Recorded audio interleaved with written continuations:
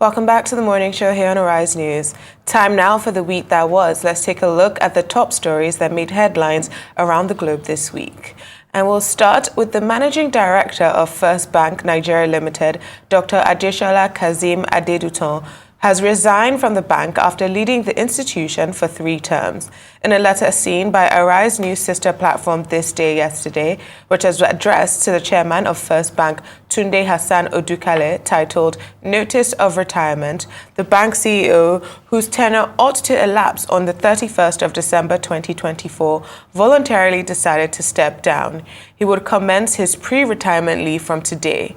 Adedutan, who was appointed the CEO of the bank on the 1st of January 2016, also stated in his resignation letter that he was leaving to pursue other interests. The letter reads in part, "During this period, the bank and its subsidiaries has undergone significant changes and broken new grounds. We have repositioned the institution as an enviable financial giant in Africa.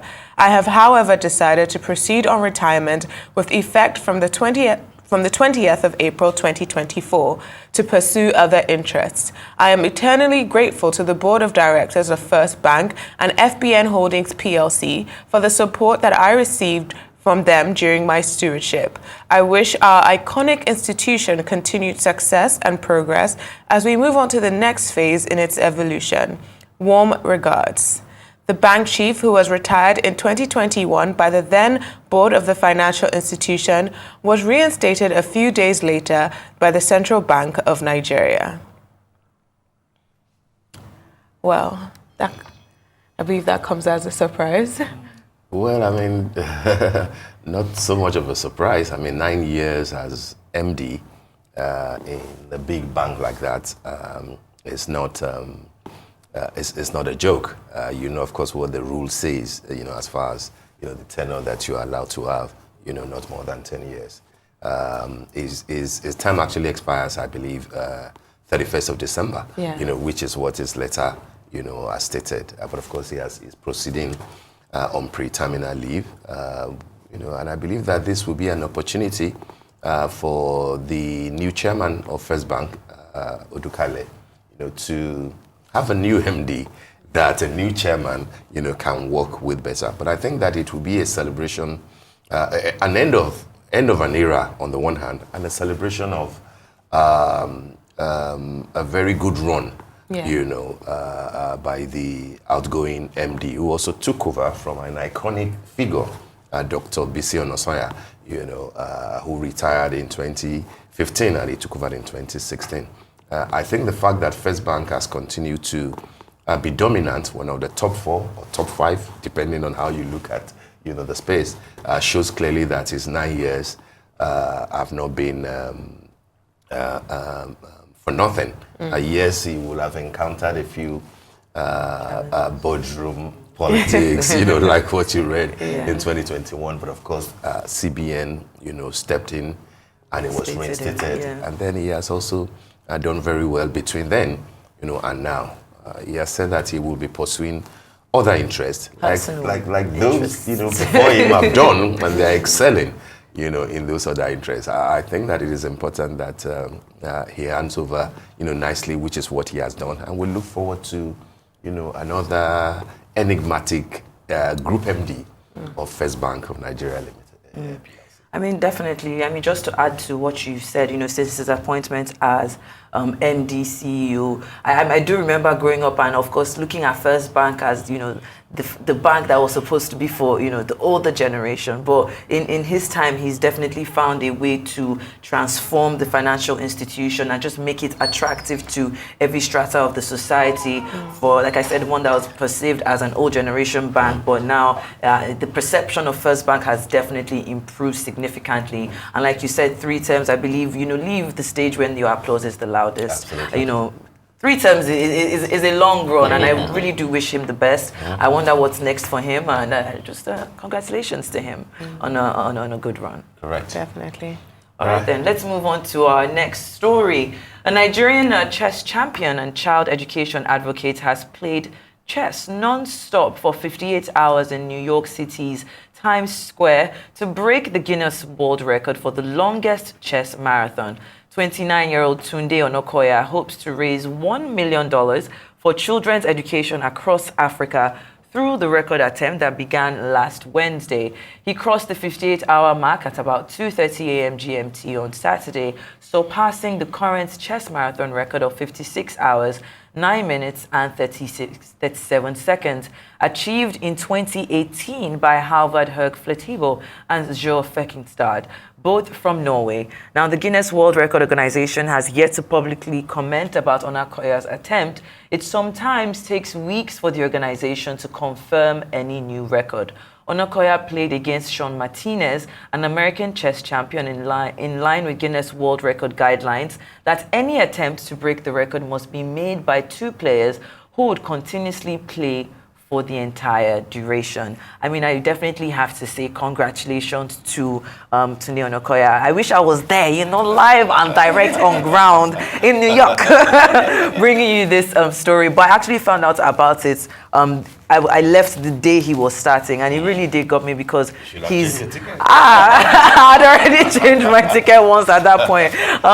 But just seeing all the encouragement on social media. I mean, he's from Chess in Slums. I've been such a huge fan of Tunde from the longest time, even before he became mainstream. What he's done for these children, taking them from the slums. Even him himself, he said the first time he left Nigeria was just 2 years ago, and he's been able to do so many amazing things since then. As of I think the first day into it, they had already been able to raise $22,000, which is a huge feat, and all of that money is going back.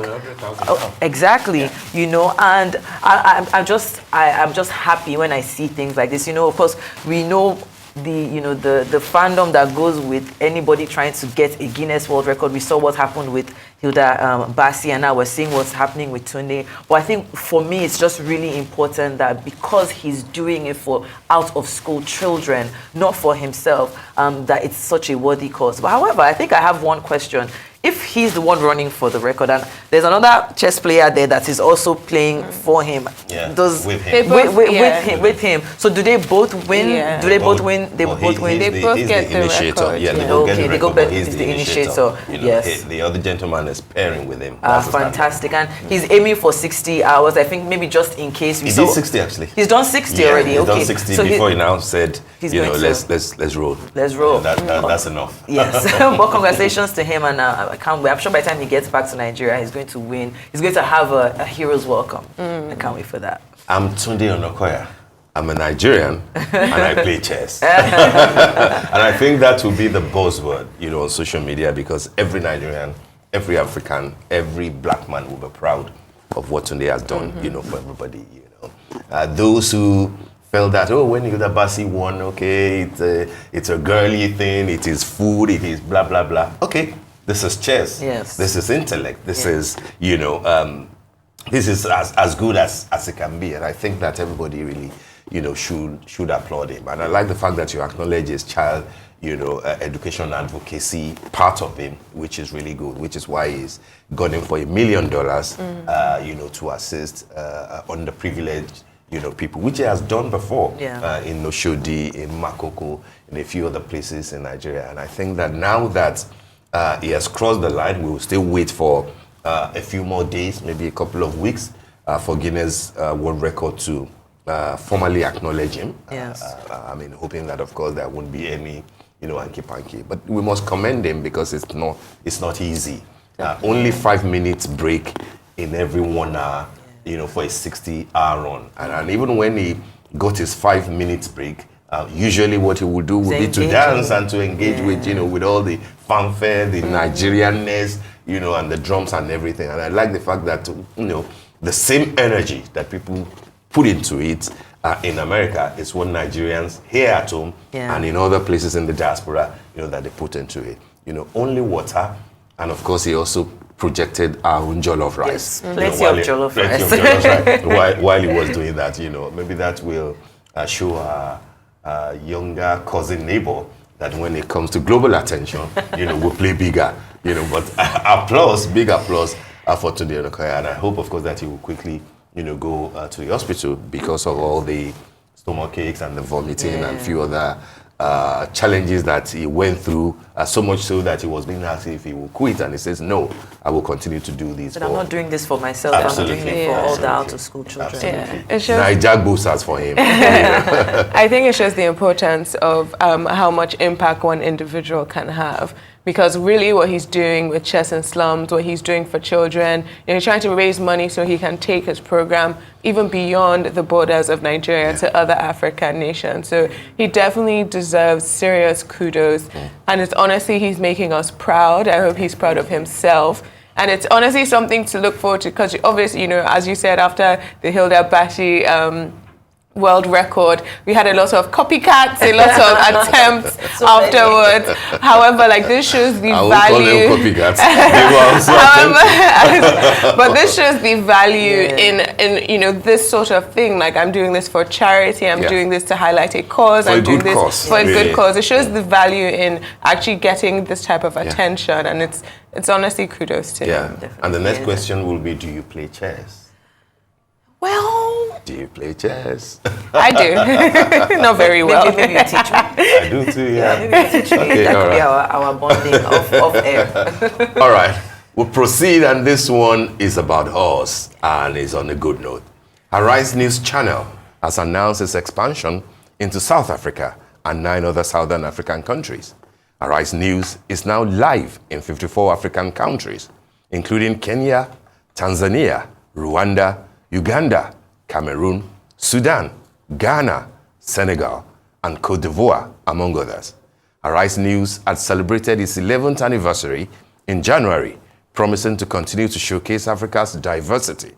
Chairman and editor-in-chief of Arise News Channel, Prince Nduka Obaigbena, expressed determination to launch the channel in all countries worldwide, stating that the move to Southern Africa reaffirms Arise News Channel's position as the leading broadcaster in Africa with independence and clear thinking, adding that we are determined to celebrate the best of Africa and tell the African story in the global marketplace. Congratulations will be in order to the Duke himself, Prince Nduka Obaigbena, the chairman of Arise and This Day Group, and of course to everybody behind this laudable vision, this laudable project that is making not just Nigerians proud, but everybody in Africa. I know how it feels like when you walk around, some parts of the UK, when you walk around some parts of Africa, and how you are easily recognized as a face on Arise TV. Now, what this good news has done is that it has broadened the horizon, for the vision behind it, for the people working there, for the type of news that Arise, is constantly dishing out, in real time to everybody. And I think that, this should be commended. It's kudos to the quality of the thinking, behind this institution. And I do congratulate once again the chairman and the team behind this expansion project.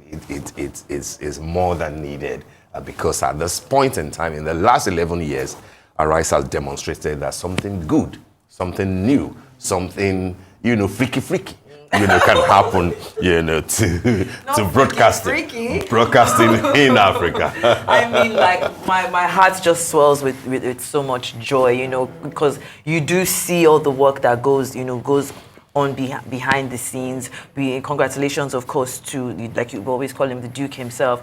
And I remember when I joined the Arise team back in 2015. I remember that was in Arise London. It was still the early days. Just everybody trying to just make things work, and just to see how big the team has become, how international, like you would say, the team has become. There's nowhere that I didn't go to in this my time of where I say, I'm a journalist from Arise News, where there isn't that level of respect that is accorded to me. And the fact that now we're going live in 10 more countries. That is fantastic news. It's always been, Arise News Channel's position has always been about being the lead broadcaster in Africa, with independence, with clear thinking, and of course telling African stories. And what better way to continue in this legacy than to expand our tentacles into these 10 different countries. I don't know about freaky, but I'll take it. And congratulations to each and every single person, from the cameraman to the directors to the producers to we the anchors,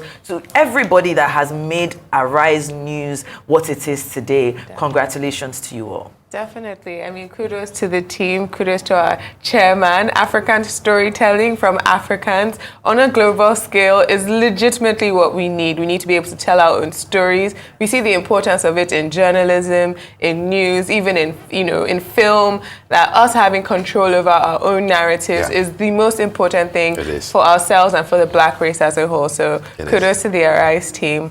Now let's move on to the next story. The Economic and Financial Crimes Commission has declared Yahaya Bello, the immediate past Kogi State Governor, wanted in connection with an alleged laundering of 80.2 billion naira. This comes as the Anti-Graft Agency disclosed at the Federal High Court in Abuja that it will use relevant state powers to ensure that he is arrested and made to stand trial. Arise correspondent Godfrey Eshemoge has more. In fulfillment.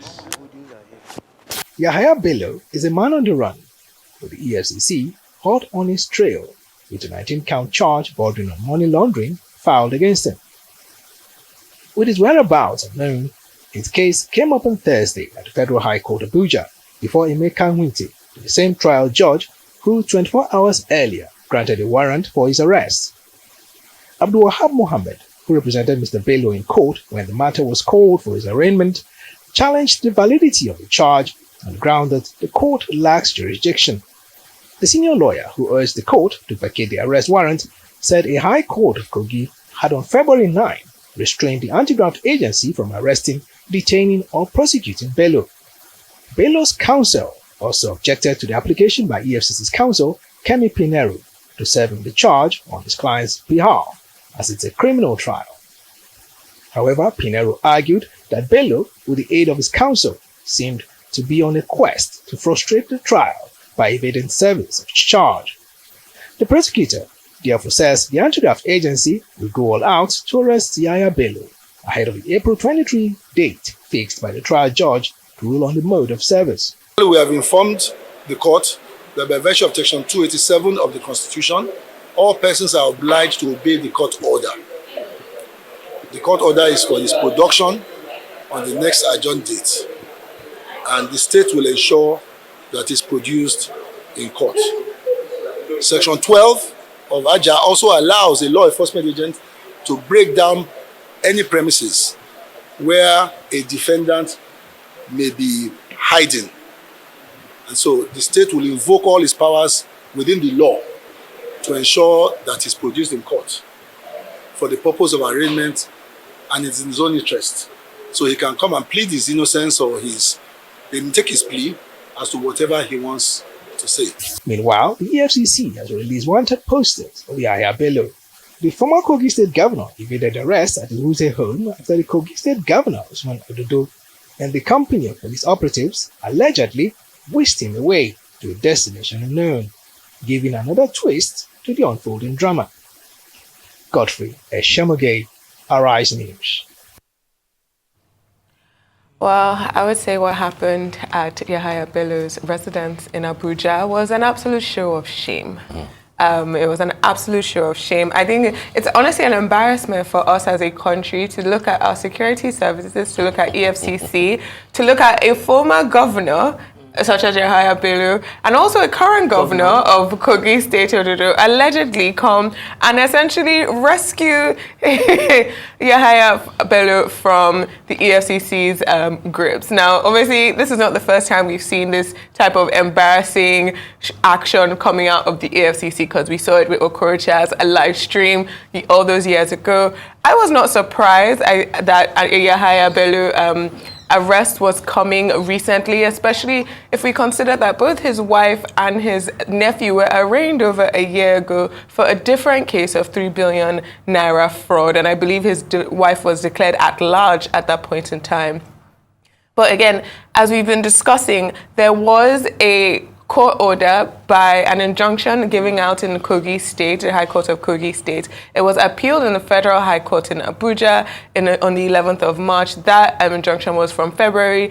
That case has not been decided yet. So it also just behooves us to ask, how did the EFCC move without legal direction? You have to have this legal corner. Now, we're not saying that what happened or occurred at his residence was proper action by the former governor of Kogi State, but we also need to hold our services to a high standard. And, there have been reports now the EFCC has declared him wanted. The Attorney General of the Federation has waded in. They said that the IGP of police has asked his security detail to abandon him. But, if there is a valid order of arrest, then why wouldn't they just effect that arrest? And leave him, return to base, and then join those who will now be in search of him. I mean, it just doesn't make any sense. I think the biggest thing that stood out for me, of course, was this play between the ex-governor and the current governor, especially the fact that the ex-governor is being protected by the security forces who should be protecting the current governor. When we look at this. When we look at this obstruction of justice, as it were, I mean, there is that legal argument that, of course, this injunction, this restraining order has not been appealed, or we've not heard back. The ruling has not been made. It's been appealed. It's been appealed, but it hasn't been decided. It's not been decided yes. yet. Now, in that kind of situation, of course, he has a legal explanation as to why he did not want to go with the EFCC. But it speaks to the immunity that the governor has, because in this certain situation now, he has obstructed justice to an extent. So what happens there in that situation? Will EFCC now wait until he's done with his term and then wait for him in the future and then pick him up? So at this point now, we've gotten, Egbe Tokun has put out this statement saying that, okay, now any official, any security personnel that was trying to protect him, now you have to withdraw your forces. Will those police officers, what's going to happen? Why do we keep having, why our security personnel always caught in the battle between these the ruling class? They are just trying to do their jobs. I think, if anything, this particular subject where we continue to see the security personnel go back and forth, there are loopholes there that need to be addressed so that we don't see this kind of thing again in the future. And I'm even saying this with very low confidence that we're not even going to see it again, because, like you said, if you see anyhow, it's almost like a do anyhow, see anyhow type of situation. Well, I mean, I'm not sure about going with a narrative that is almost one-sided about obstruction of justice or that maybe the former governor is evading arrest and everything. I think this would not have happened at all if EFCC has stayed with the script of its new chairman that this would be a new EFCC. And that it will be an EFCC that will go by the rule of law. What we witnessed in that encounter is the old EFCC, which a lot of people, have condemned. The Gestapo, the anyhowness of trying to, enforce the law. I mean, the law is very clear.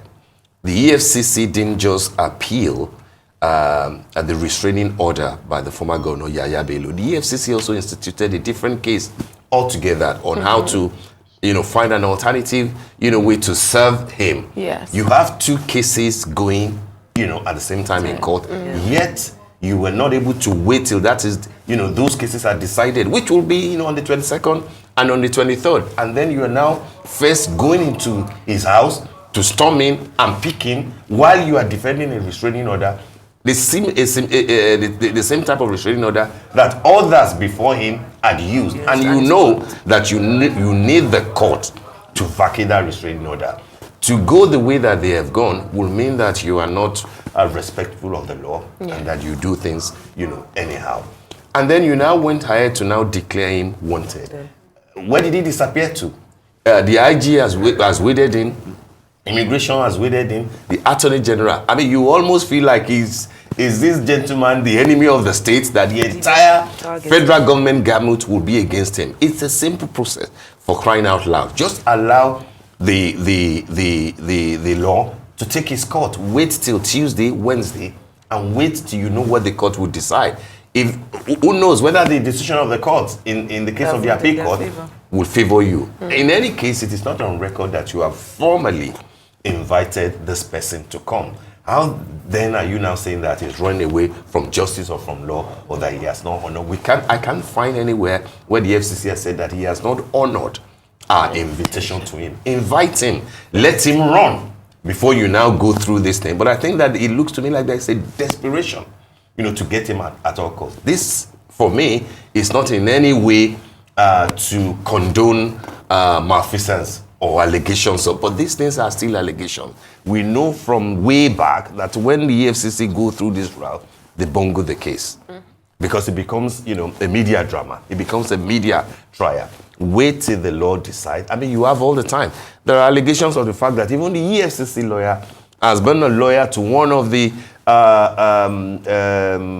opposition parties that, Yahaya Bello's party defeated in Kogi State. There are things to conflict of interest. Absolutely, and there is also the insinuation that the reason why you are, all out against this person is because of the position he probably took during the presidential events leading to the presidential primary. I don't think that narrative will be good for the federal government. I don't think that narrative will be good for Mr. President himself. And all the things that they are spinning about him, you're unwittingly whipping up sentiment in his favor. Wait for the law. I mean, it's a long haul. We know what happened in Otunba Gbenga case. We know what happened in Fayeshe's case. When you will have exhausted all the drama, by the time you get to court, it becomes obvious that, your charges are not even tidy. So my admonition to EFCC, especially the new leadership, is that don't go the route of the old order. Do things differently. You have all the time in the world to prosecute this case. If your case is strong, I'm sure that you can present that in court, because you are not going to determine this case. You are just a prosecutor. You are not the law. You are not the court that will determine what happens, to Yahaya Bello. So using the instrumentality of the law on just a former governor from, Kogi State, as if... No, but I actually want to ask that, how do we feel about this with so many different security agencies being involved? Yes. When we see the EFCC is involved, the police is involved, the immigration service is involved. I'm assuming the attorney... out to talk about it. So, Over what? So I'm wondering also that, what does that say also for the validity of our justice system and also our security apparatus? Because it behooves me to think that they cannot find Yahaya Bello. Yeah. I'm sure if the two of us went outside today, we'll find him before dinner time. So it is a wonder why the EFCC would then declare him wanted, as though they have no idea of where he might be. Why are you then recalling, his security details when you can simply say pick him? Once you declare somebody wanted, anybody is free to arrest him, to pick him. I mean, I find it befuddling, and I don't think that this is good at a time that we're thinking that there will be a new tone to how the cases against corruption, are prosecuted. This is not tidy.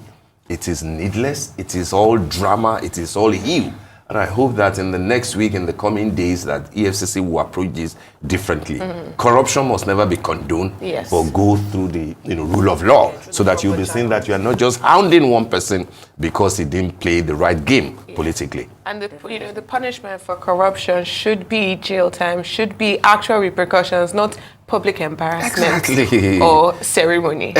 We want real actual conviction at the end of the day, not all this drama. All right, we'll proceed. The Central Bank of Nigeria, Governor Olayemi Cardoso, says Nigeria's foreign currency saw more $600 million inflow in the past few days, reflecting foreign investors' confidence in the economy. Cardoso told the IMF Head of Africa Department, Abebe Selassie, that the central bank has no intention to defend the naira or intervene to prop up the currency, but to allow a free FX market. It is not our intention to defend the naira. It is not. And much as I have read in the recent few days some opinions with respect to what is happening with our reserves and the central bank defending the naira, if you think back to what our overall policy and philosophy has been here, you can see it's counterintuitive. Okay, basically, what we're encouraging is for the markets to willing buyer, willing seller, price discovery. And ultimately, I perceive a future where central bank will really not need to intervene, okay, except in very, very unusual circumstances. What is important to us is that there's sufficient liquidity in the market. I can understand that, especially at the outset, there have been little cases where the Bureau de Change, the BDC, there was a need to get that segment going. And, small amounts of money, relatively tiny amounts of money have gone into that to catalyze that happening. Because it's important that, again, individuals have access to funds to send abroad, their kids abroad and do things which are important, health, etc., etc. So it's important not to keep them out of the mainstay. If you watch in the next couple of days, I think between yesterday and today, we had about 600 million US that came into the reserves account. So I wouldn't let people get too excited about this thing. All I will say is that we are looking towards ensuring that we have a market that operates on its own, willing buyer, willing seller, and price discovery. That's where we're going to. The shifts you've seen in our reserves has really, little or nothing to do with defending any naira, and that's certainly not our objective. We're not defending the naira. That's Olayemi Kadusu with a good vibe there. Yeah. I mean, you can't deny the fact that the style and the manner in which it's been coming out in the past few weeks, have been very functional. Yeah. Personally, yes, I will still approach the reported gains as far as the naira and the policies that the CBN, are coming up with. As far as they are concerned, it will be for me, with cautious optimism. Cautious optimism, not because we can't see evidence of clear thinking and good intentions, but mainly because at the end of the day, it isn't about good optics that Nigerians want. It's about naira and kobo. It's about their pocket. It's about the standard and cost of living, and what all this means at the time that we are now also hitting 33% inflation. Yeah. This isn't about how qualified or how good Mr. Kadusu is. I think that he has demonstrated clear thoughts and ability to navigate all the vagaries very clearly. He spoke very well on the Arise interview.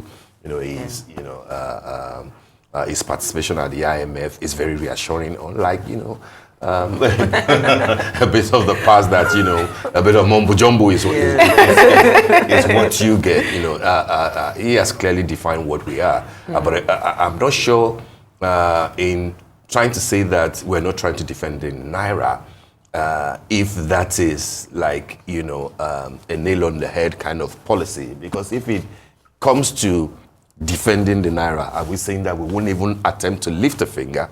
And then when we say that, the 2 billion naira that is reported, in terms of depletion of our reserves, that we're using it to fulfill obligations, for debt repayment, blah, blah, blah. Are we not supposed to have an idea of the type of, debt obligations that you have used, this amount of money for? Were they used in that manner before that people didn't know what in specific terms? If it happens that other obligations mature, later in the year or next year, for example, will we just be told that $1 billion, dollars, 2 or 3 have gone into servicing them without Nigerians having a clear idea as to, what are you actually servicing? But on the whole, like I said, it's Kadusu with a good vibe. I like that reassurance and I, commend him, I encourage him. But, after all said and done, it's about how this is impacting as at today in the lives of people.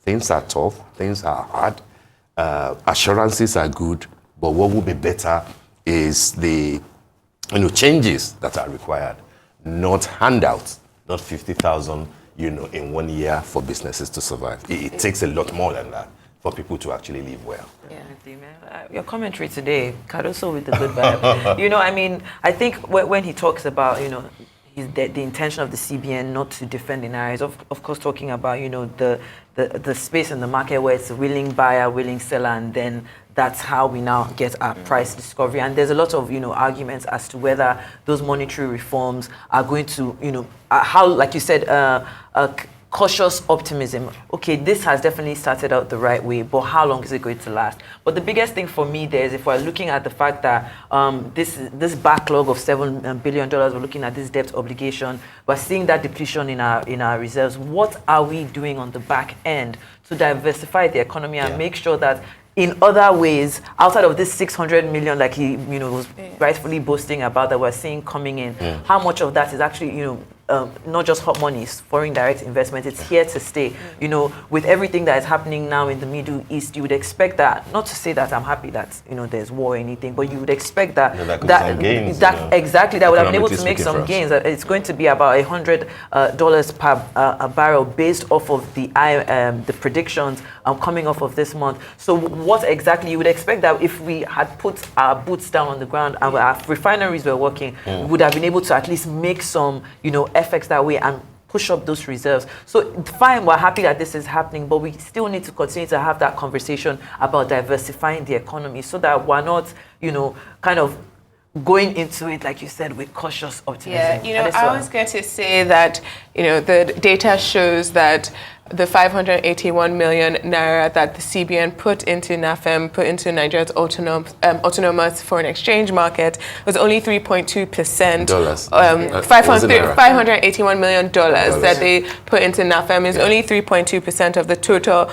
market turnover of 17.9 billion. So it's just, it's very reassuring to show that they are not using our money to defend the naira. People were saying online there was a fear that it's only increasing because they're throwing all our money. Some people were saying online that they're using all our money to, and that's why the depletions are. But I think one thing that's very important is that the depletions showed that the Gbese that was put on our necks by the previous administration is going to hinder us for a long time. And those investigations that were concluded, we need to see the report. We need to see what is happening actually to the previous, a lot of people have been retired or left from CBN. Has to be clear, we need clear information, but I'm a huge fan of good I know you are. I will use the Gbese in a connotative way because every administration will leave some form of debt, to the incoming administration. I mean, that's how it works. You have to clear them. You have to clear them. Buhari cleared some Gbese from Jonathan. Jonathan did from, is that something for our viewers who wonder what Gbese is. Gbese is dead. That's